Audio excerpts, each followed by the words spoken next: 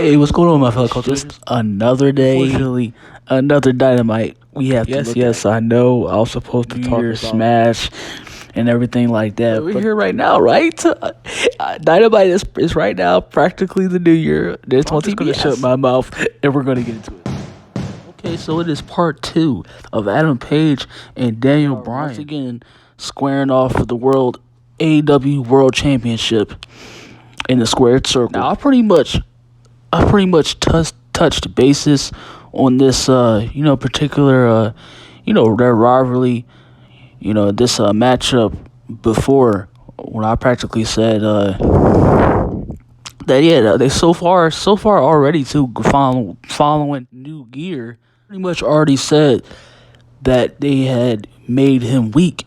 That Tony and AEW, they had pretty much ruined his building him up as AEW champion, and this following after Full Gear that they had made him, pretty much non-existent, like he wasn't a part of the show. The way they built him up to Full Gear, I felt like was way extremely better, because this was like, he basically was like one of the, he felt like a ultimate underdog. It kind of gave me a vibe too. The moment leading up to Full Gear, that it felt like Adam Page felt like Daniel Bryan, like how Daniel Bryan back in 2014. Like everybody was like rallying, and then such a big. It felt like a bit of like a lot, just a few moments like he was really getting it, like leading up to Full Gear, and that's when it happened. And he became champion and everything like that. And that's I said I gave props to that, and I pretty much really liked that. But wait, and I still feel like that way. That build was much, that it was much more greater. That it had, a sense of playing field. As soon as when they got to Daniel Bryan, they finally, they doing this rivalry was, concerning them both. It just feels like it doesn't feel real or organic at all. It just feels, like I said before, it just feels like, Bryan is pretty much having fun. Well, while as Adam is like, he doesn't know what to do. He not sure where his head's at. It just feels like they were writing his character. That was like that, almost like it's supposed to be Bryan putting him over, but you have at least to me, it just feels like Page is putting Bryan over. It doesn't feel like Page is really improving, or like coming out as himself. Like he's pretty much being well held back. He even said it himself, and I was talking about it too. Yeah, if y'all didn't see that video, y'all can pretty much click back. It's the CM Punk's booking so far, and the AEW heavily criticized that one. It just says Adam Page after it. That one y'all can look at. Yeah, talking about. Yeah, it said that he wasn't. He had came out and said that he wasn't happy at all. In the fact that he wasn't. They didn't have him really wrestling and engaging. They should have been. Like I pretty much said it also before. Like they wasn't having him performing or wrestling either. And like they should have had him. They should have had between Daniel Bryan and Adam Page. It feels like right now it's over too, but it just feels like they should have had him doing much more. Like, like they could. It's just it's so much more they could have done in furthering the storyline between Adam Page and Daniel Bryan. They could have been. The matches were, of course, they were excellent, but it just feels like the story around that, and it did nothing. Once again, I said to me, I had no problem if it didn't, for either one of y'all or, whoever liked it and, felt like that was one of the best things that's going on right now. But, yeah, I really, pay attention to detail. And, when it comes to Adam Page, it didn't really elevate, as far as, going up, furthering, as, so-called cowboy shit. And a Page, like it didn't like this another win. It just didn't feel like reserved his win as world champion. Like it didn't set him in place already. At least for me, it didn't really do nothing. I said it just felt like especially Daniel Bryan is heel. It's good, but it just feels like he's just having fun and all stuff, and nothing. Just that too, it didn't help it at all either. It's just like I can tell that they probably tried. They didn't do enough. Of course, they didn't do anything at all. But it's just you can see like they try as make it the usual generic baddie good guy versus a bad guy, but yeah, it didn't really work at all, to nothing extent, nothing. And then yeah, you get to the match. Like I said, it was just basically more of the same thing. It was really great, but what to get. I pretty much, if there's no real true story going into it, how can I get excited about it? That's to sum that up really quickly. So yeah, I pretty much making sure like if you're like if those ones like like the baby face against the heel, if it's not like this, then and that's pretty much has been the defining factor as AEW as a whole. Like like people say like it's the savior of wrestling. Like I said before, I said many times before, people act like AEW is pulling wrestling out of the water, underwater, and then no, it's they lifted the anchor, and they're shouting and yelling in the air that we say wrestling. It's not. No, it's not everything all about that. Like it's clearly not. So yeah, like it's pretty much it's been the same thing. Whether it was the first time or the second time. Then we go right into of course then we get another interaction between CM Punk and MJF, where CM Punk pretty much wants to call MJ out, and he runs to the ring before when MJF's about to have a match, runs to the ring, and he's about to practically wants fist and fist. He wants to get it on right now, square off. But MJF's like, nah, I'm not doing it. I'm going in the back. I'm going to chill. You sit out there and pamper like you always do. Yeah, pretty much everything like that. And they mentioned, I know it was a tease. Yeah. Well, half of it was MJF. He mentions he wants to go to wrestle. That he teased he might that pretty much that most likely never happened. Like that he probably will go to WrestleMania, main event WrestleMania, basically Trump Punk. So yeah, they basically have a standoff shitting over WWE again. And it's like I know that it was kind of a bit cute, like once or twice and everything. Like when they just mentioned like Triple H and John Cena and everything like that, but it's like it's getting to a point where they doing it, basically trolling them every other single week. And it's like when it's like the same, like it's more of like the like when like how can I put this? It's like when WWE mentions, it's like yeah, when they mention them, the AEW cuckolds want to get in bents, but it's just like yeah, but it's and when AEW mentions them, then the WWE cuckolds want to. It's like the same thing. It's like whatever side tries to does the opposite, and they try to talk shit, open their mouth, and see if they can throw a few bullet holes, try to put a few bullet holes in the other companies, and fans fiends get upset, they start to cry tears. Why are you hurting us? Why are you hurting us like this? Come on, and he's doing that. He's talking shit. Stop mentioning us. We live head free. We live head free in all your fucking heads. Oh my gosh, it's like I said, I get it was I enjoyed it. It was great, but it's just getting to a point now. Like I said, like they keep doing this. Like I like it. It's like it's cool. I love when they both shit talk each other and they get under each other's skin. But it's like they could go forward with something else besides mentioning and having WWE, just straight fall out underneath him. Like, yeah, I'm getting kind of tired of hearing that. So it's just like, yeah, it's like I said it, before too, that they could do something else to elevate, to make it much more make the rivalry much more and rise the stakes upon much more, and they could do somewhere else. Where I was still talking about, MJF, where he could do something where he could take his dog, and they can do something along those lines of blurring and making it much more that rivalry would just much more bigger, and getting the community hooked. Like it's just getting to a point where it's the same thing every other week, and it's like the AEW. But in this case, the AEW, like the cuckolds, when WWE try to mention them, or a wrestler tries to talk shit about them, like how Roman did. He straight up dragged them through the mud.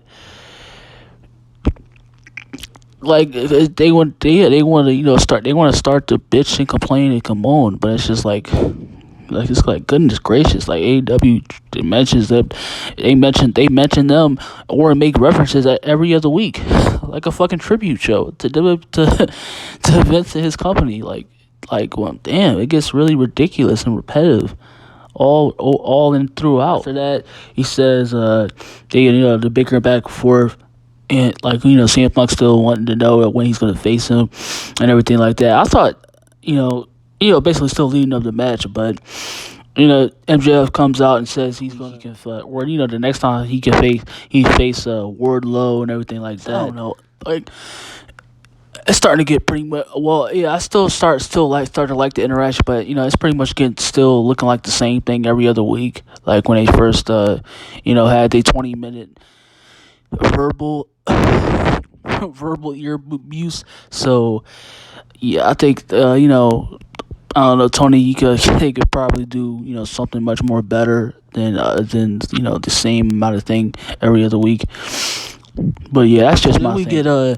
It's pretty much after that we get Jericho come out, and it's the first time he's back on TBS. It's kind of, I guess, a monumental moment for him as well, because he's on TBS since WC Thunder 1999. Only picture I could find of that match or existence. It is 1999. So don't get on me, all right? Leave me alone, all right? It's the only picture. I guess he can make. Because I guess I can say that I am kind of glad to see him back, because I guess he can, I don't know, make somewhat Dynamite, AEW as a whole watchable, since there's no any other fucking characters anybody like on the show that's redeemable. So yeah, I guess we're kind of gotta be glad that Jericho's back, and he's entered a feud into so I guess now he's they have him feuding with 2.0, a tag team. The one that looks like he's from a knockoff Walmart brand show, and the other one looks like a fat faced Zac Efron. Yeah, he got it. Does, yeah. Like, look at that face. Look at him. He looks like he ate Zac Efron himself. It became, how the Majin Buu became skinnier once he ate Gohan. Yeah, he became he looks like he a fatter Zac Efron. Now, try to do the usual whether they feuding with Jericho now, they attempt to be funny, I guess, or whatever, something else. Leads to one thing, leads to another, and Eddie Kingston and a few other couple of wrestlers has to help out Jericho, and they get there. So it's just, I don't know. Already, I'm getting the sense of vibe that Dynamite is pretty much going to be the same exact thing. Well, I'm not saying that it was supposed to change, whether it was supposed to change regardless, because they haven't been, they haven't had a sense of, they haven't really prompted themselves as AEW, or a promotion that's that can be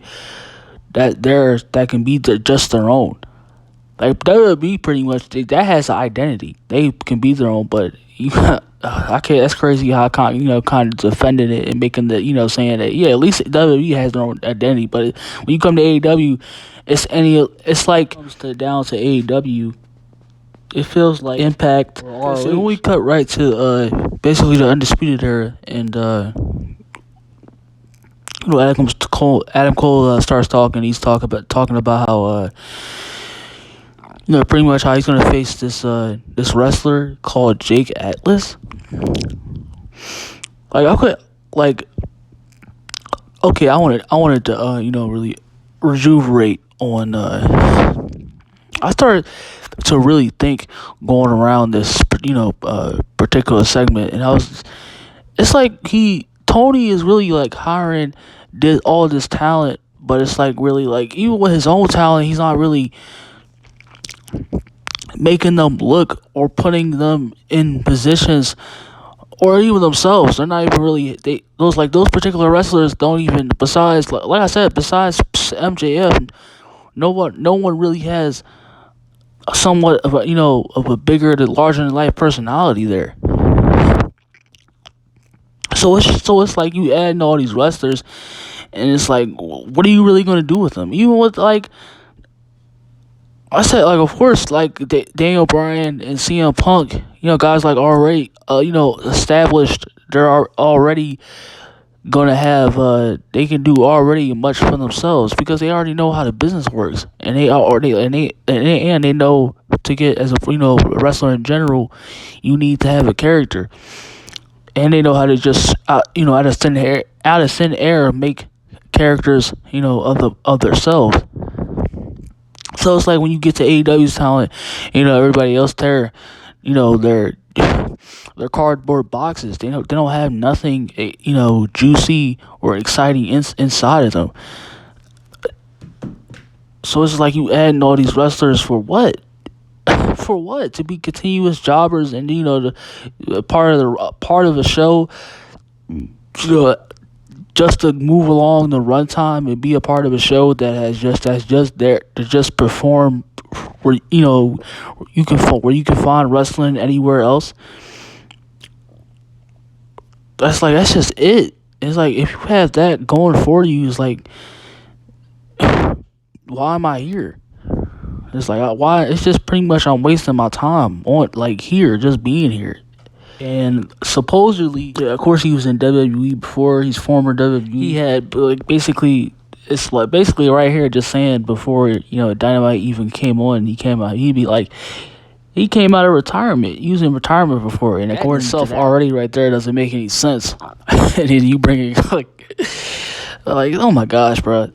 It's like I don't even know what's going on Dynamite no more. It's just like things happening, but it's just like really not. Tony's really not, executing them with full expertise. It's just like that's just all you can find here. It's just more of the same. It's just wrestling. It's like, I get the fact, like, how are you gonna, bring wrestlers there? But it's just like they don't have no characters.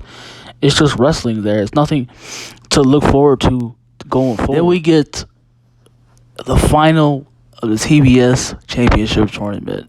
And like I pretty much said before, it's really nothing here. Of course, it was a great... Yeah, like I said, pretty much been praising them for. They have wonderful, consistent wrestling as far as they got in that aspect. But it's just like, what else is there? You actually start to ask yourself, what else is there? Because it's like, sure, you have, a few other wrestlers that's obviously you can get under. You can still like it. Get behind, but it's just that's it. You pretty much nobody else. They don't really have a personality or just more of soul of their own when it comes to them as a wrestler, and whether charisma or having their own thing. It's just promo. Yeah, it's just promo, fight, wrestle, and that's it. Yeah, that's all there is there too. You can say long when people talk about, and then they say long-term storytelling, and that's what TBS. What long-term booking, or long-term storytelling, or long-term booking? I've been hearing that a lot lately. And what the fuck is what part of in that do they actually do? Like, it's just there. Besides, it's just wrestling, and that's just mediocre booking at that. Like, so get the fuck out of here with this long-term booking, or the AEW tells extreme coherent storytelling. When that's not the fucking case. That's not the fucking case at all. Something pretty much stuck with me. When of course, we know they've been behind. Tony, that's been her. She's also kind of one of the stars, one of the future. That Tony wants in his business, obviously, to carry. So yeah, Jade Cargill has been one of the ones that he from day one that he's been pretty much very much been important to be for her to carry that mantle. And yeah, so obviously pretty much we already know what was gonna happen next. Just blow my brains out. So yeah, we know that she was gonna become world, the TBS World Heavyweight Championship. We already knew that. By the time it got to it was like in the teeth of like the semi, or just like pretty much throughout. Like I already been finding fault within AEW. I'll just say that as soon as I started finding fault within AEW, and that's their core storytelling, characters, stories, rivalries, anything about that. And this would, this kind of really stuck with me, watching this match and watching, at the end of it all, after the match, and pretty much what sums up AEW. Saw this is pretty much how it felt like. But everybody likes to talk shit about Vince is not really moving forward, but at least he's still like, when somebody wins championships, there's like when Big E won the championship, there was a whole celebration. But it's like when it's just when Jade finally wins the championship, there's no there's no balloons, confetti, there's no not that I said that there needs to be that. There's no moment as to where you see, like, you really feel and bark that moment as to where's pretty sure the other half too wanted Ruby Soho to win, but like when she wins it, there's like, I mean, her daughter's there, of course, but it's just like, it just feels like it's any other it just feels like it's any other match, just like the Adam Page and Daniel Bryan match. Any other big match they tried to taunt it as. Like, that's what it just feels like any other match. This definitely speaks my full thoughts about AEW. The next segment, that's what it feels like, and that's why they keep getting lost, returned. They get lost. They're a big major of their viewers, and then they get a little bit back. And like pretty much, I don't think they really have that much females watching, because like I said, when I said that last time, where I saw a female that said, like, I can't really get into the TBS tournament because there's nothing for me going in there. There's no real characters. There's no real defining story. What they're trying to tell about it, nothing. But AEW, the cuckolds preach that AEW have long-term storybook telling. Like, make me fucking laugh. But you had Malachi Black after that, and Brian Pillman Jr. Then you had. I said also that was I wanted to talk about him, Brian Pillman Jr. He's actually, because he had one great promo. I like pretty much like that. So I'm actually kind of psyched going forward what's going to happen between Malachi Black and Brian Pillman Jr. Because Brian, he also sounds like too very much like a lot like his dad, but I can't. He obviously has shown a bit that he has charisma, so yeah, I can't wait going forward with Tony's actually going to decide what to do with him, so we'll see. And then he had Ruby might be going after Britt Baker after because they got in a scuffle after Ruby lost, so yeah, we might. It's probably actually a tease to to the Riho actually losing, and it might actually be Ruby Soho. That would be great anyway. But I guess because I couldn't care less about, like I said, Cargill actually winning, because she still, like I said, she still has a lot more to prove in the ring. and she really has no character. Yeah, but besides her calling herself, that bitch. But I also have a lot, pretty much still more to talk about that also too. But yeah, we get another, a main event where it's another gross test, long ass tag team match full of jobbers, midget swinging jobbers, and it just, it's just pretty, it's just boring. Dynamite to me feels like it's getting boring. AEW's a whole boring, and boring, and boring, and boring. Because that's all there is to it. That's why I said it's just wrestling. At the end of the day, that's what it just feels like. It just feels like wrestling. And I like, because I can pretty much deal. Like I can like still, like I don't know. I can still watch that WWE still pretty much still be bored, but at least they still have a entertainment value and somewhat still I can like. But it's like AEW has none of those substances. They just have wrestling, and that's it all throughout there. If I didn't have this channel, I wouldn't be watching AEW at all. Besides CM Punk and MJF, and after that, pretty sure after that, blows over, and CM Punk leaves down the line, really down the line. Like, what else are they gonna have else for them? Because I'm not saying really, like, probably it's already a stretch, but MJF's probably not really leaving to WWE. But it's just like, what really else do they really have after that? They don't really have an identity, and there's nobody else. There's nobody there that stands out. Besides, you could say really much MJF, that really caused, his feud with CM Punk that caused an uproar. But that's pretty much it. Like, what is done with another gay window? QT Marshall and some other ponytailed, faggot freak. They were pretty much talking about, I don't know who they were talking about, and they he was talking about, they were talking about Hook, and you said it was he pretty much, he was the only one he hasn't stretched throughout high school, and he said I guess and then the jobber said, you haven't stretched me yet. see if I survive. What is it with the Tony and his gay shit, man? He like grown ass, skinny or puffed up men talking about gay. How they gonna fuck each other or whatever hole they gonna slide right through. Yeah, that's straight ridiculous. Straight ridiculous, but I don't really see what he be focusing on. we not gonna be going there, but yeah, that's pretty much it. I was straight up bored all throughout. I wasn't even paying attention. I was like half dead into my phone. It's just months.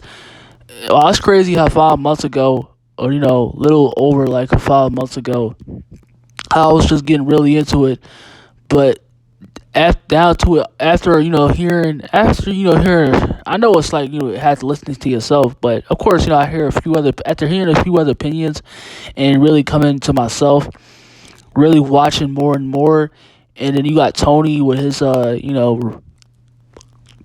goofy ass